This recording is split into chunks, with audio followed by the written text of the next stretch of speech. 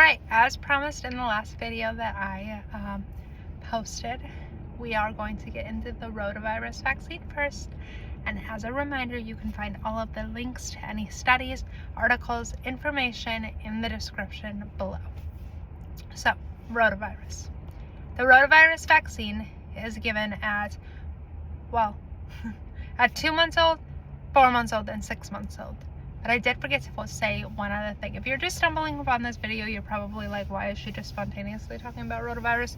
You gotta go check out the first video, and it will say part 1, so that you kind of can go in order so that this video is not confusing to you, okay? So again, rotavirus vaccine, 2 months, 4 months, and 6 months.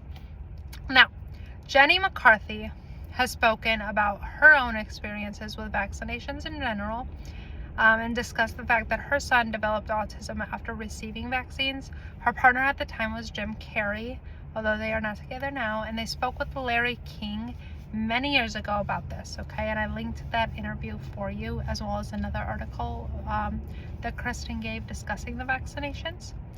Kristen Cavallari is another individual who has also spoken about that, and I also link some of her information. Now, the rotavirus was first identified as a cause of diarrhea in 1973. It was determined as the most common cause of severe gastroenteritis in infants and children. A vaccine to prevent rotavirus was first licensed in the United States in 1998, but it was withdrawn a year later in 1999 due to the fact that it could cause intussusception, I believe, but it's a type of bowel blockage that can cause the bowel to fold in on itself like a telescope. A second round of the vaccine was licensed in 2006 and 2008. This information can be found on a CDC rotavirus document regarding kind of the history of the rotavirus vaccine. Now, another fact about rotavirus provided in that same CDC document says that pre-vaccine era, the rotavirus was responsible for up to 500,000 diarrhea deaths each year, but that is worldwide, everywhere. And this goes back to an earlier point where this does not go back to an earlier point. This points to the fact that diarrheal deaths can be extremely severe, but almost any time a newborn infant has diarrhea, it is directly in connection with dehydration. Okay. But this can be extremely prevalent in countries that do not have running water, and that is something we talked a little bit about, is the fact that the United States started getting running water and electricity and cleanliness and all those kind of things, and so things like extremely critical dehydration that can cause severe diarrhea are not an issue so much when you have running water and clean drinking water, which a lot of countries don't. So they will see the rotavirus as much more prevalent than we do here in the United States, okay? So, how many children died from diarrhea in the United States before the vaccine was made, okay? According to Medscape.com, in the United States, okay, an average of 369 diarrhea-associated deaths occurred among children aged 1 to 59 months, which I did the math for you. That is 1 month to 4 years and 11 months old.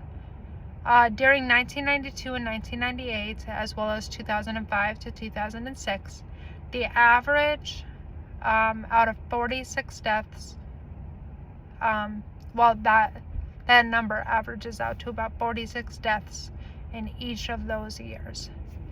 After the rollout of the vaccine, the average number of deaths remained the same.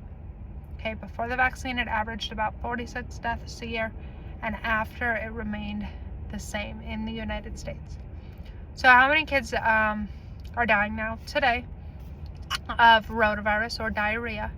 According to the World Health Organization, which is also condensed to WHO, World Health Organization, which they call WHO.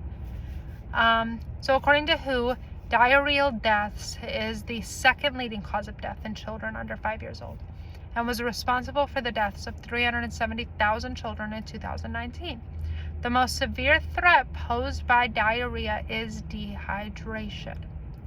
According to a study by the Journal of American Medical Association, which is JAMA, according to JAMA, they wrote an article in 1998 and said that an average of 300 children under the age of 5 had died each year of diarrhea, and that number did not change as of 2019. Going back to that document from the CDC, which I linked in the description below, the first generation of the rotavirus vaccine was known to cause intussusception, and the CDC website says that up to 15 infants with intussusception reported to the VAER's database. 8 infants required surgical reduction, and 1 required resection of 7 inches of distal ileum and proximal colon. What's so insane about that is that it was 100% preventable. The trials for the first vaccine showed that intussusception was a major risk. Okay, the trials showed that, and yet they rolled the vaccine out as it was. Their claim was that the benefits outweighed the risk. This is why looking at the vaccine trials is important, to see what can happen, what has happened, and to kind of get the idea that they are still putting out these vaccines even with major risk. The other reason looking at those are important is because doctors are literally trained to not share with you the risk of these vaccinations.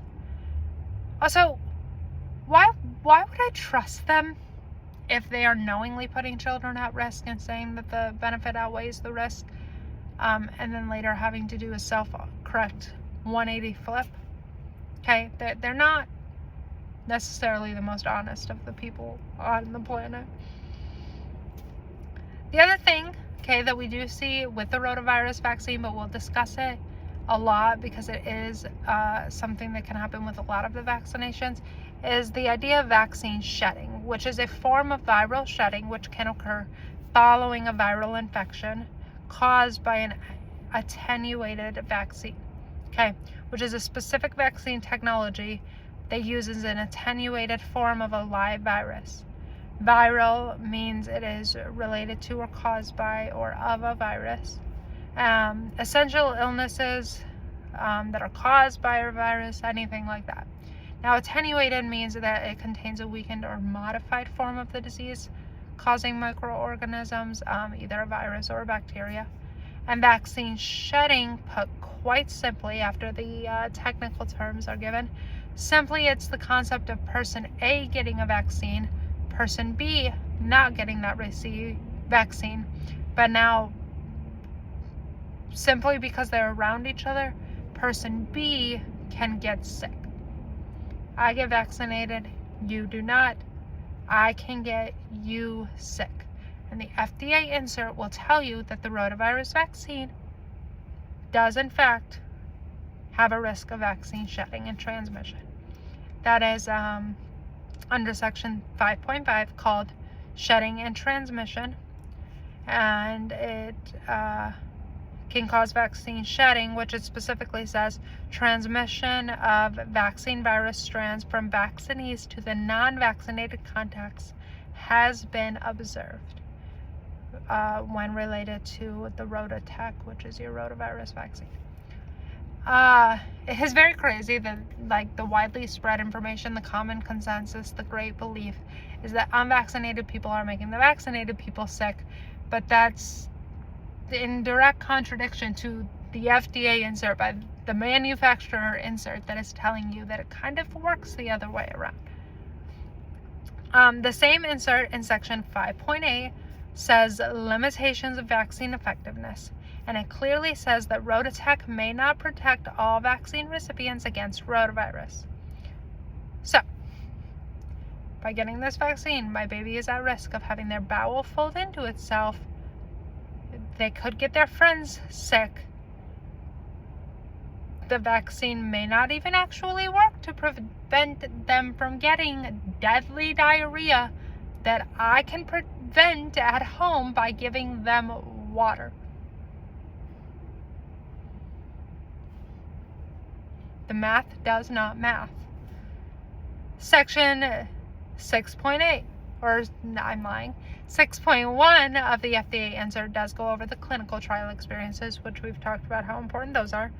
The serious adverse events or effects of this include bronchiolitis, gastroenteritis, pneumonia, fever, UTIs. But it's really interesting considering that gastroenteritis is diarrhea. And this vaccine is meant to prevent you from getting diarrhea, but we'll see that a lot. That the vaccine that you're getting can actually cause the thing you're attempting to prevent. Anytime my doctor has gone to the doctor, or anytime my daughter has gone to the doctor when she has had diarrhea, they will tell you over and over, give them water, they're fine. You only need to be concerned if they're not making wet diapers. So diarrhea is almost never a massive concern. The other thing I'm going to argue is that if your newborn infant has diarrhea, how do you know? If you've ever had an infant, a newborn, a baby, everything is diarrhea. So I'm also not sure exactly how we're meant to determine when the diarrhea is concerning. Another portion of 6.1 of the FDA insert does talk about deaths, and it states that 52 deaths were reported, and the most common cause of death during clinical trials for this vaccine was sudden infant death syndrome.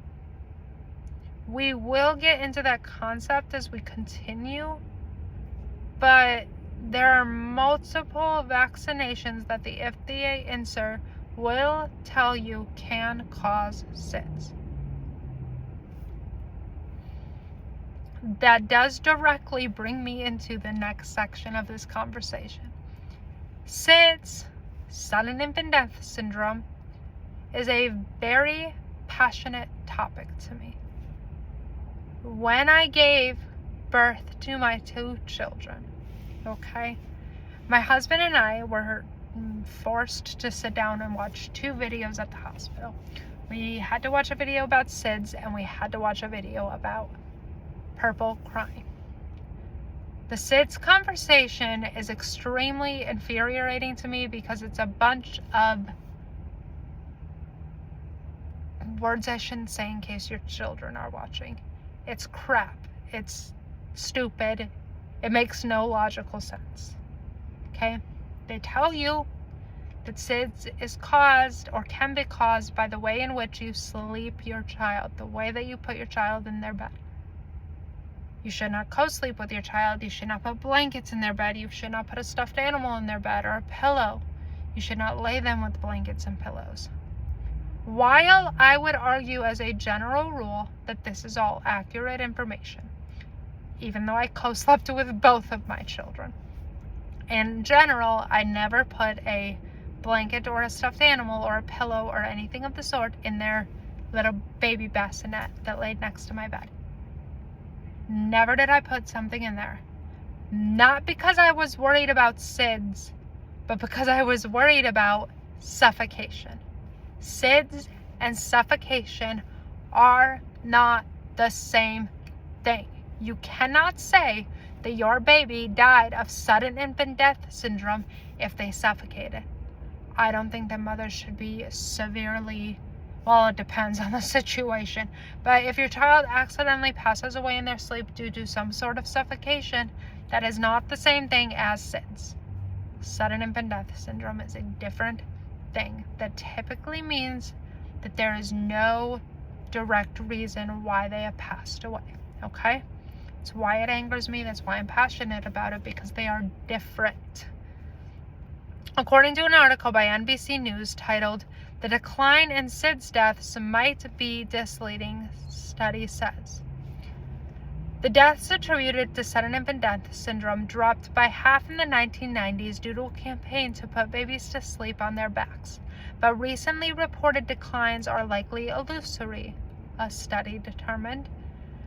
It continues on to say that medical examiners, coroners, and others that are charged with determining causes of death has been classifying more mysterious deaths as suffocation or from unknown causes rather than just SIDS, which itself is a general term for unexplained infant death, as I said. The study that NBC is referring to is from the American Academy of Pediatrics, and the study points to the fact that the infant deaths don't actually decline in general, but the reporting on those deaths did. More infant deaths were reported as suffocation compared to SIDS. European studies, they say, have produced similar findings, that SIDS had been reported less often and suffocation had been reported more. Now, Health Affairs reports that the United States children are 76% more likely to die before their first birthday than infants born in other wealthy countries, and those children that do survive infancy are 57% more likely to die before reaching adulthood. The same studies show that by the 1970s, the United States children from aged 1 to 19 had significantly higher rates of death compared to 19 other wealthy comparable countries, and similarly high mortality rates in the U.S. infants were reported by 1980. As previously reviewed, in the 1980s was when vaccines for infants exploded in the United States. The Boston Children's Hospital does report that 90% of SIDS deaths occur within the first 6 months, with the greatest peak occurring between 1 and 4 months old. And this is, in fact, when a majority of the infant vaccinations are given, specifically if you look at the larger groups where your kid is getting like 50 shots at one time, compared to when they might be getting 2 or 3, or even just 1 or 2 sometimes. Okay, so those numbers coincide greatly, the SIDS deaths and the vaccines. And like I said, tons of these vaccines list SIDS as a possible side effect. Now, the National Library of Medicine did put out a study about the relation of the DTaP vaccine, which is also called the hexavalent vaccine, and SIDS. And that study by the National Library of Medicine says that 11.8% of SIDS deaths occurred in temporal association with the administration of the hexavalent vaccine from 1 to 7 days post-receiving. So SIDS deaths have occurred typically within a week after receiving DTaP vaccines. Now, in 2017, the United States Court of Federal Claims did file a ruling saying that there was at least one case, in this case, there was a preponderance of evidence that the vaccine received by an infant in 2011, and I quote from that ruling, actually caused or substantially contributed to this child's death from sudden infant death syndrome. Okay. That is a United States court saying that this vaccine caused this child to die from SIDS.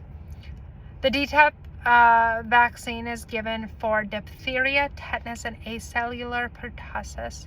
It is the first of the combination vaccines on the schedule for your child, and it is given at 2 months, 4 months, and 6 months, and then again at 15 to 18 months and 4 to 6 years old. There are 5 doses total. During the peak in the United States, how many people do you think were dying of tetanus? Okay.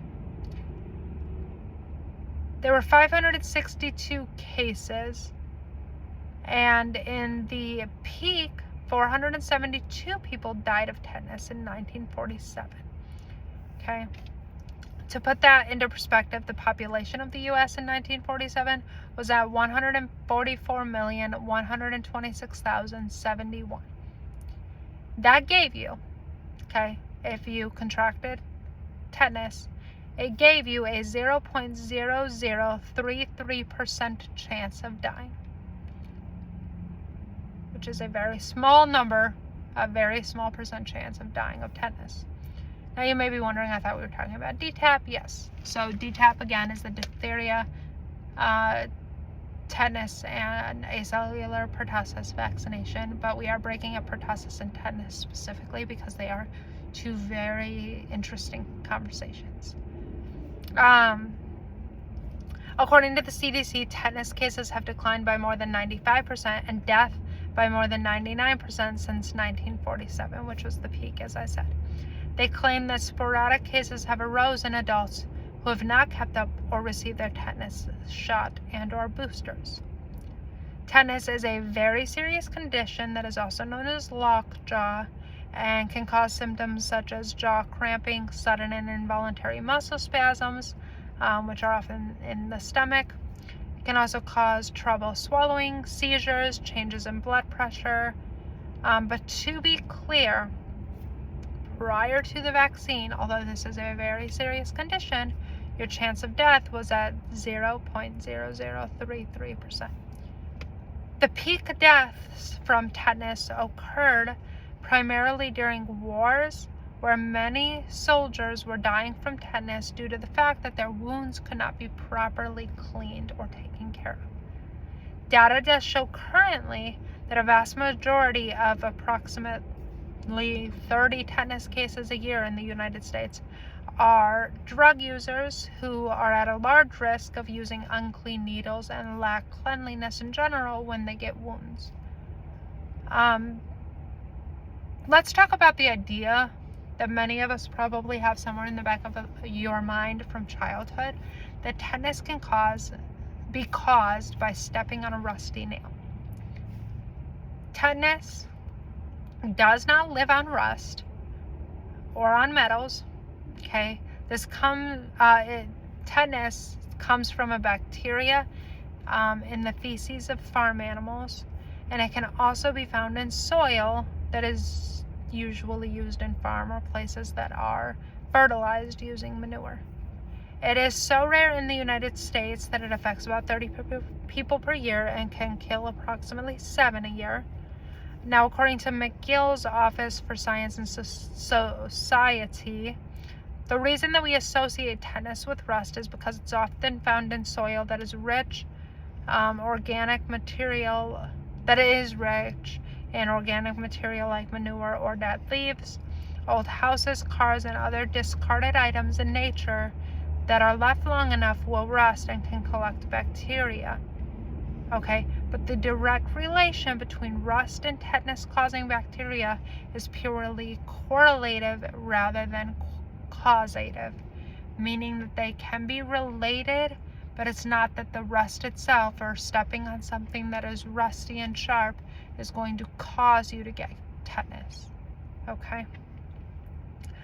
The other idea is that maybe you should just get the DTaP shot if you get tetanus. Now, the reason I'm disclaiming this is just because I have seen people who have not vaccinated their children say that, like, I'm just going to get it if they get tetanus. But that's not true. Okay. So, the DTaP vaccine does take weeks for your body to develop helpful antibodies. And if you contracted tetanus, you are going to be dead long before that vaccine is going to have any benefit to you. The shot is only helpful for future cases. So if you have a deep and dirty wound, you need to look at your symptoms, and if you're having muscle spasms, stiffness, things like that, you are going to want to immediately go to a hospital and ask to receive the TIG injection, which is a tetanus immunoglobulin injection. This is not a vaccine, but it is an antitoxin injection that can neutralize the toxins created by the bacterial spores, and most hospitals will carry this TIG injection. But I would encourage you to call while you're in that ambulance, or while your husband's driving you, or your wife's driving you, or your mom or your dad. Call and make sure that they do have the TIG injection, but that is what is going to get in there and fight those disease-carrying bacteria. We are going to talk about my son for just a minute. My son was born on November 7th, and on February 5th, almost exactly 3 months to the day that he was born, he received a DTaP vaccine. We had long ago decided that my son was not going to be receiving vaccines. However, I just started looking at them, and my husband was passionate about getting the tetanus vaccine, and because I had not really ensured that I was confident in every decision that I was making, I had not been able to fully be confident enough to look at a doctor and say no regarding every single vaccine, and my husband was very passionate about this, like I said.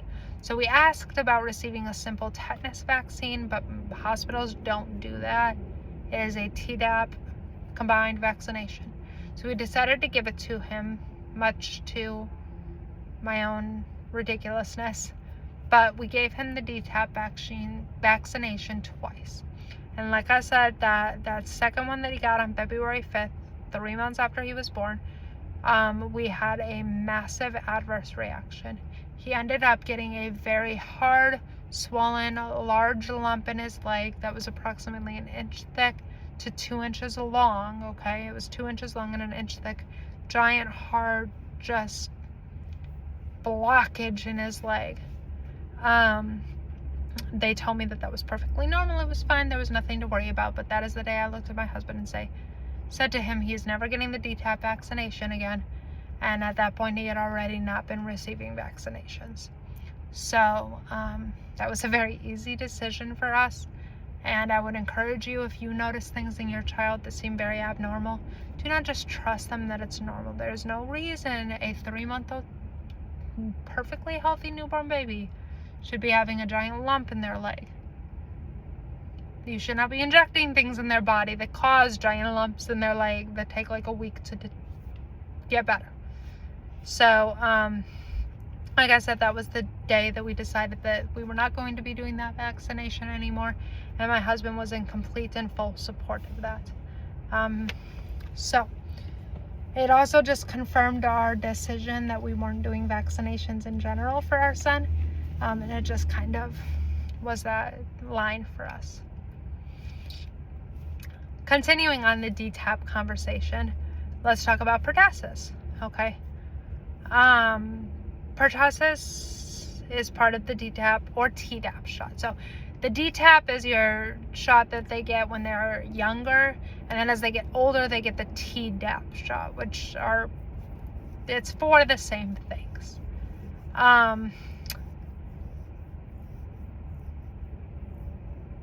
So the medical term, okay, for pertussis is acellular pertussis, but it is also known as whooping cough. And it's a contagious respiratory illness that's caused by bacteria that can cause the airways to swell. Many kids get diagnosed with croup, okay? Croup and whooping cough diagnostically are the same. Whooping cough rates may go down, but croup rates go up. Croup goes up, whooping cough can go down. We've seen this with multiple other things in the past, like I said, even with SIDS, right? But it's the idea of them diagnostically trying to change what something is called when really it's the same thing, okay? If they told me my kid had croup, I would be like, okay, they have whooping cough, okay? Diagnostically, they are mirror images. They are twins. They are the same. They're just trying to change little words here and there, but they're diagnostically the same thing, okay?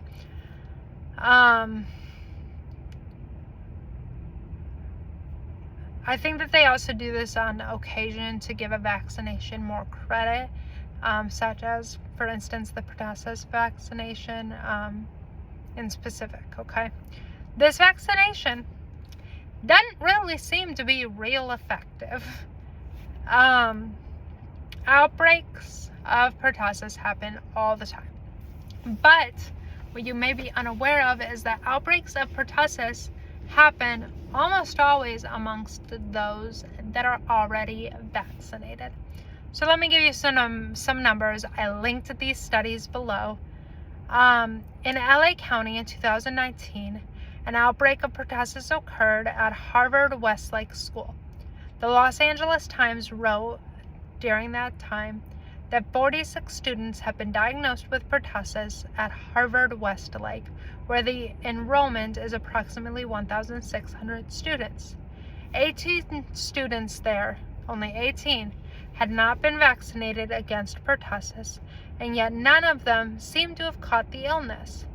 School spokesperson Ari Engelbert told this news station.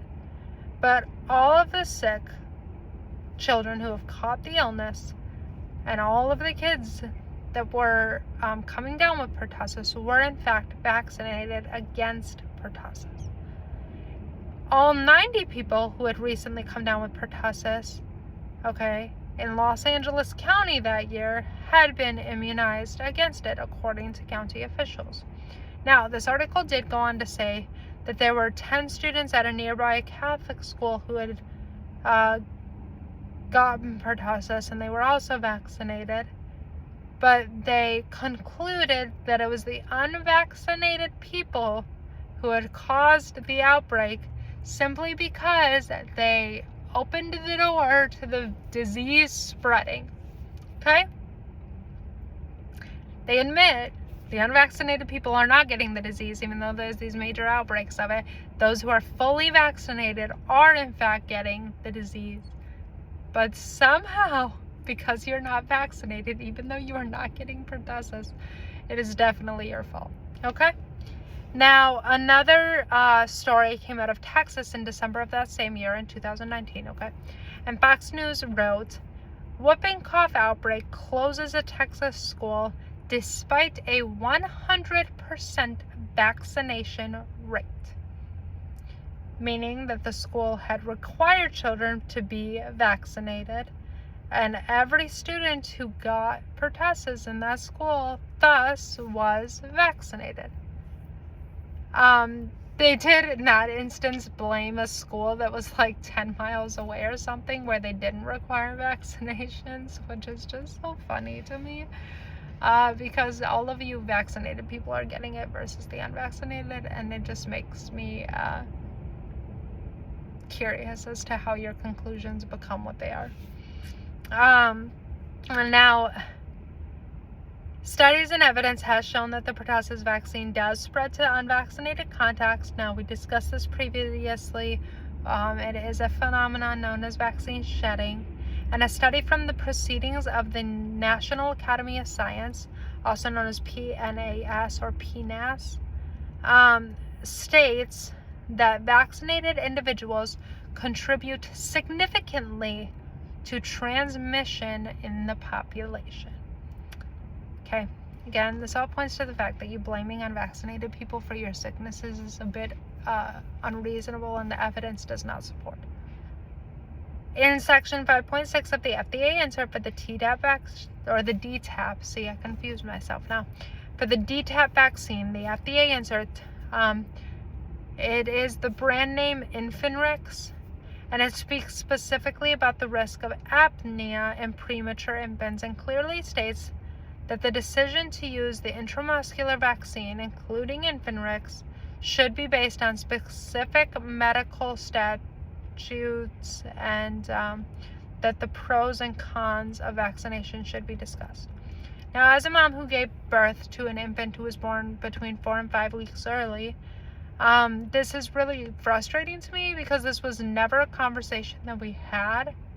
And my son did experience very severe reactions to it that they told me were completely normal.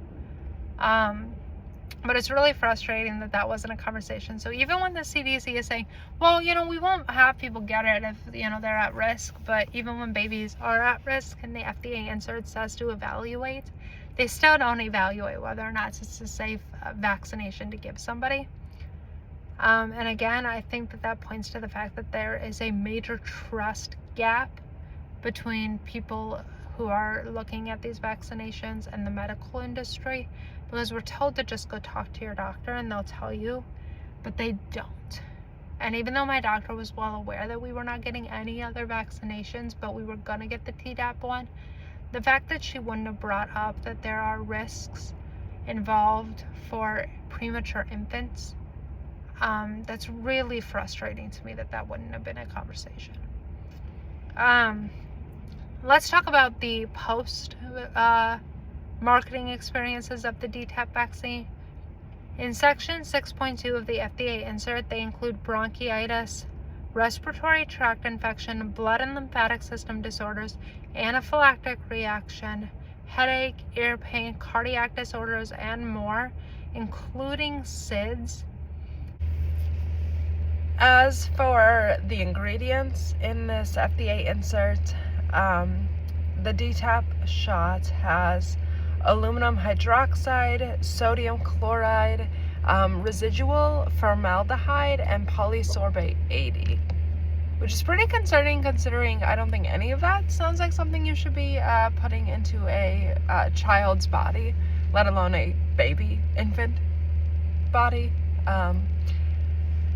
Almost every vaccine will say something along the lines of which you can find in section 13.1 of the DTaP vaccine. Now, this is not to say every vaccine says this. I think there's been a couple that I didn't see it in, but most of the vaccines will tell you that the vaccine has not been tested for impairment of fertility. So I really find that interesting because they will tell you vaccines cannot cause any type of infertility. It's not going to affect your ability to have children, but they still have to tell you that it has not been tested to see if it does or does not do that. So I find that very interesting as well. Now, the next topic we're going to get into is polio, and the polio vaccine has been used, I think, as kind of the number one vaccine that they will tell you works. Polio is eradicated. There is no, there's no polio. Yay, vaccine, it worked. And I'm sure all of us have heard that before. So we're going to talk about that. According to the World Health Organization, polio is a highly infectious disease caused by a virus. It invades the nervous system and it can cause total paralysis in a matter of hours. The virus is transmitted by person-to-person spread, mainly through the fecal oral matter, or facial oral spread. Less frequently it can be spread by a common vehicle, for example contaminated water, food, and it multiplies in the intestine. Initial symptoms for polio would be fever, fatigue, headache, vomiting, stiffness of the neck, and pain in the limbs. 1 in 200 infections leads to irreversible paralysis, usually in the legs. And among those paralyzed, 5% of them to 10% die when their breathing muscles become immobilized.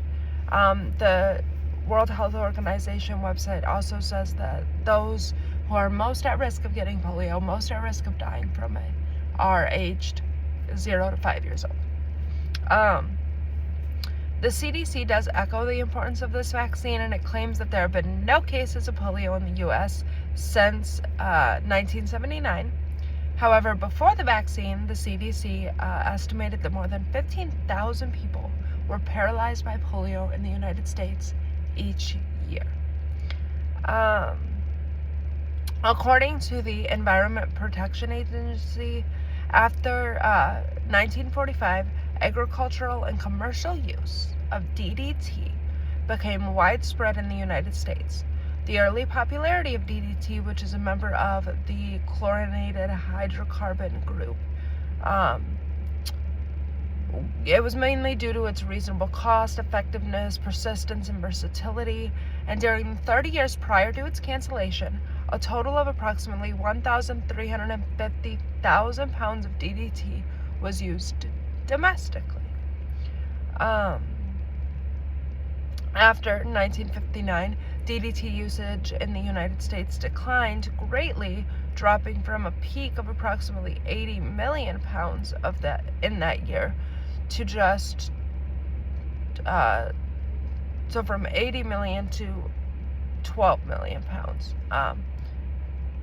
in the year 1970. I was deciding if I knew how to read numbers. I'm sorry. Of the quality of the pesticide used from 1970 to 1972, over 80% was applied to cotton crops, with the remainder being used predominantly on peanut and soybean crops. The decline in DDT usage was the result of increased insect resistance, the development of more effective alternative pesticides, growing public concern about environmental side effects, and increased government restriction on DDT use. Okay, so those are kind of the reasons that they gave for why DDT wasn't being used as much. The American Medical Association, or the AMA, does have a chart called the Historical Comparison of Mortality and Vaccine mortality for vaccine preventable diseases with vaccines recommended before 1980.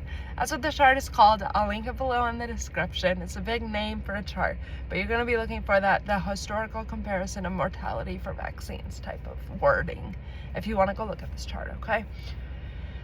It covers diphtheria, measles, mumps, pertussis, poliomyelitis, rubella, smallpox, and tetanus. And it gives you the disease, the annual percentage of cases and deaths, the year it peaked, those cases and deaths, and the reduction of cases and deaths from the pre-vaccine era to post-vaccination, okay? If we are going to look at the acute poliomyelitis and paralytic poliomyelitis, which is polio, we are going to see significant numbers of cases in the 1940s, okay? Now, according to the chart, acute poliomyelitis cases were at 19,794 from 1941 till 1950, and deaths were at 1,393 in that same time period. In 1949, which was its peak year, there were 42,033 cases and 2,720 deaths. The vaccine was released in 1955, 1961, and 1963, as well as 1967. In 2006, there were 0 cases and 0 deaths reported for the year 2004. So it was reported for the year 2004, but it wasn't. The numbers were not compiled until the end of 2006, okay? So in 2006, there were 0 cases, 0 deaths for that year, 2004. There were, therefore it was a 100% reduction rate of cases and deaths. We do see similar numbers with the paralytic poliomyelitis, and a 100% reduction is mirrored, okay? Now, going back to DDT, it was a pesticide, and for decades it was used in the United States just everywhere, okay? You might be wondering why we're talking about a pesticide, but I'm going to get into that. So, DDT stands for, I'm not going to pronounce this correctly, dichloryl diphenyl trichlorophane, I think. Okay, so DDT. It was developed in the 1940s and was initially used to combat malaria and other insect-borne diseases. In the 1950s and 1960s, the government did begin to use it, did start to ban it due to the fact that it was toxic and it was lacking effectiveness. But it wasn't just used agriculturally, and this is why this is an important conversation directly in relation to polio. DDT was being used in the communities, okay? Let me explain that. There are videos and images They come out of San Antonio, Texas from 1945, when DDT was being used to combat infantile paralysis and polio. Okay, so it was to combat babies getting polio and paralysis. The city used DDT by spraying it around the city, and then in the streams, and just around the city, and in the water, and everywhere, in order to combat polio. Children were banned from public areas and parks during this disinfection of the city, and in 2018, the Daily Mail unearthed videos and pictures from that time. In a video, we see children sitting and eating while they were essentially being gassed with DDT, okay, ingesting it, all to prevent polio. A pesticide was being used to prevent polio. Huh? I will link the article below. You can go see the pictures, see the videos. It's crazy. They were gassing cities, gassing communities, and gassing children in order to prevent polio. Okay? So, according, the Society page has an old image from that same time that comes from Merchant Mart, Chicago, 54. Okay? And it's of DDT-lined wallpaper. The ad was for kids' bedrooms to have DDT-lined wallpaper, okay? And, it claimed to kill the mosquitoes and the ants, and it could protect your kids from diseases, and I linked that as well. It's crazy. According to EWG.org, the Human Toxome Project, DDT falls under the chemical class of organochlorine pesticide, okay, or OC. The study does tell you that the most recent National Toxome Project report on carcinogens listed DDT as a reasonably anticipated human carcinogen, okay, via the NCP 2002. DDT is considered to be a probable human carcinogen by the EPA, associated with non-Hodgkin's lymphoma and multiple myelomas, okay? Some studies have detected increased risk of lung cancer in workers exposed to DDT. The study goes on to list the effects of DDT, including liver tumors, lung tumors, leukemia, thyroid toxicity, immune system toxicity, tremors, paralysis, among other neurotoxic effects. DDT is poison, and DDT is linked to causing paralysis.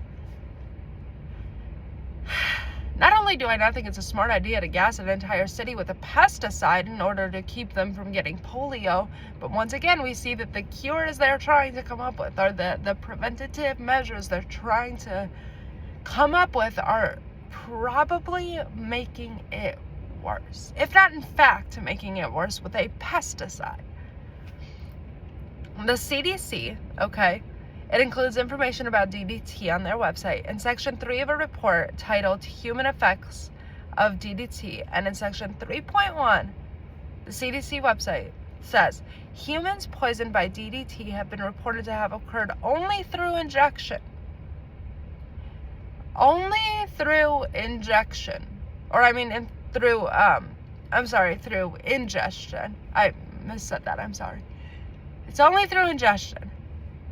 You're only, the people being sprayed while they're eating their food are definitely not ingesting DDT. This doesn't make us feel better. Center for Disease Control, okay? When you see the videos, when you see the pictures, it will not make you feel any better either. In 1954, the AMA changed the diagnostic definition of polio and started recategorizing it as things such as Guillain-Barré syndrome. It makes more sense then why in 1955, polio cases dropped dramatically. Of course, it's attributed to the vaccine. However, you can see that Guillain-Barré syndrome has become much more popular. And as I told you, most of these vaccines, you've heard me say it over and over, Guillain-Barré syndrome. Most of these vaccines are causing Guillain-Barré syndrome, which is a type of paralysis. And a lot of polio cases have been recategorized as Guillain-Barré syndrome. The Washington Post did report on the first vaccine of it and said, tainted polio vaccine that sickened and fatally paralyzed children in 1955 was one of the worst biological disasters in American history. Roughly 40,000 got aboard of polio, 51 were paralyzed, and 5 died. This growing vaccine crisis is, this is what led to a growing vaccine crisis, okay? Now, there is a book that is called The Cutter Incident and how America's first polio vaccine led to the growing polio or growing vaccine crisis. It's by Paul A. Offit, who is the director of Vaccine Education Center at Children's Hospital of Philadelphia. The last thing was that they did stop gassing Americans with DDT in 1972, and they claimed polio was eradicated in 1978. But as recent as January 2023, there was an article coming out. This is damage control to its finest. As late as 2003, there was an article claiming that DDT had no correlation to polio because people started asking questions, people started looking at this, and they said, no, DDT was not possibly causing polio. Okay? DDT was, in all likelihood, probably the leading cause of polio in the early 40s. The fact that they were using it so heavily and then were gassing Americans with it, it is probably, in all likelihood, the reason people were getting diagnosed with polio and having paralysis. They are, still trying to debunk the ideas that the vaccines, and the viruses are just, the vaccines are the best thing ever. And one article by the Associated Press published in 2023 said that they consulted multiple experts who claimed the paralysis was in fact caused by the polio virus and not by a pesticide. So just what's insane to me about this is that they're basically saying, close your eyes, plug your ears, don't look at any of the evidence from the past however many years. Trust us, we know what we're talking about. And that's insane to me that they would gaslight people who experience this. But it's also insane to me that they're gaslighting people who are daring to do the research and trying to say, hey, don't look at it. And that's really gross to me. The next topic we are going to talk about in the next video are going to be MMR. Is going to be the first one we're going to talk about, and we'll see how far we get. But if, I hope all of this conversation is really interesting to you the way it's interesting to me. And as I said before, I will link all of the resources in the description below for you. All right, we'll see you in a minute.